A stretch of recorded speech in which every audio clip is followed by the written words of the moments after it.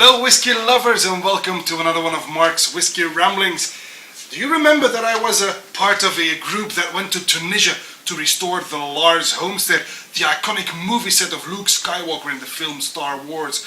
Now, when we came back from that project where we restored the Lars Homestead, we celebrated that with the first Save Lars Whisky, a Year Old Laddie 20-year-old from 1992. Now, Star Wars is a trilogy. Well, two trilogies actually, but the original trilogy is of course 3 movies, so we felt obliged to release 3 whiskies. And we are now at the Empire Strikes Back of the Save Lars Whisky trilogy, being the middle part, and that is this second release of the Save Lars Whisky, and this time around it's an Auchentoshan 24-year-old. An Auchentoshan distilled in 1989, and this one, ladies and gentlemen, is from a bourbon hogshead, a single cask 4,509 if I'm not mistaken, and it is bottled at cask strength. We bottled this, Emmanuel and I chose this cask and bottled it at cask strength, which means 54.1% ABV. Bang for your buck. So, let me tell you a little bit about this middle release of the Save Lars Whisky trilogy. The third part will probably be released in March, April next year somewhere. We'll come back to you about that once we have found our third and final whisky worthy of being bottled under the Save Lars banner. But now, this one, the second release, the second fan edition of the Save Lars Whisky, an Auchentoshan 24-year-old.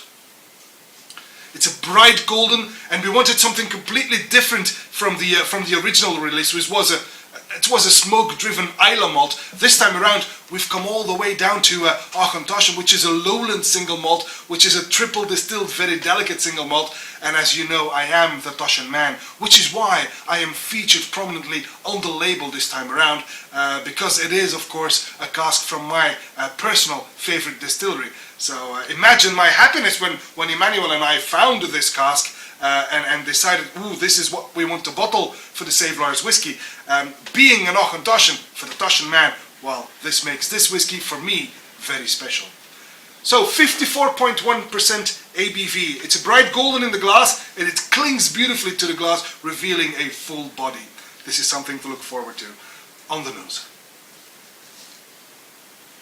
Initially light, delicate, some vanilla, citrus, pears, a lot of white fruit in there.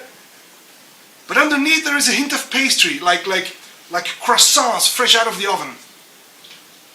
I get some coconut in the background. Very light in the distance, it's true. And something that reminds me of peach. So this is a very, very fruity nose.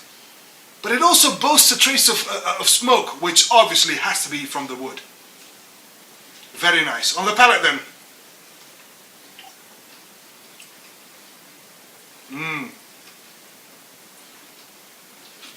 Good mouthfeel, a bit oily, powerful.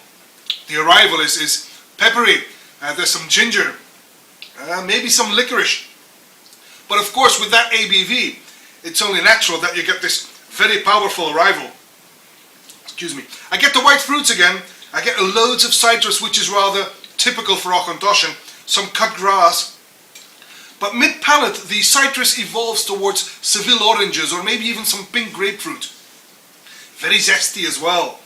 Quite nice, and towards the end, the oak finally rears its head.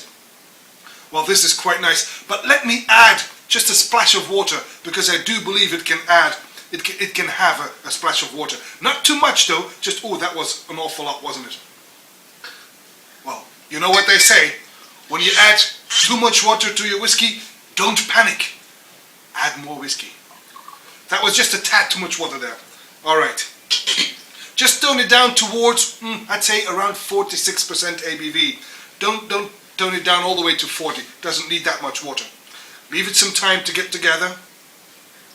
Now the original finish was quite long and warm, pretty spicy as well actually, but above all it was beautifully bittersweet, which is more or less the light motif of this Auchentoshan, bittersweet.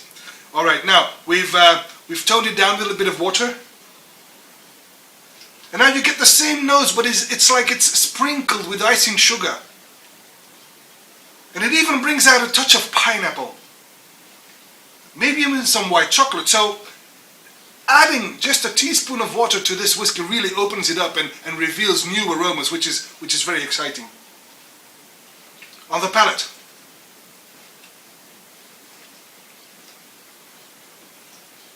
well, it's definitely more accessible now.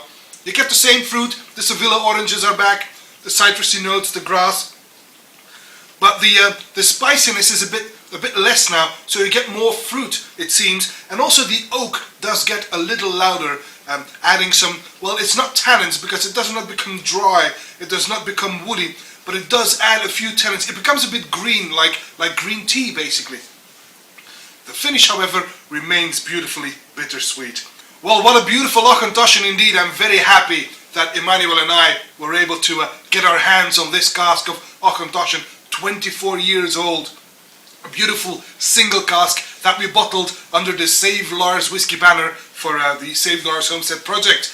And that, my friends, is all for this Whisky Rambling. I hope you've enjoyed it, and I hope to see you again at one of Mark's Whisky Ramblings real soon. Until then, may them all be with you. Bye bye.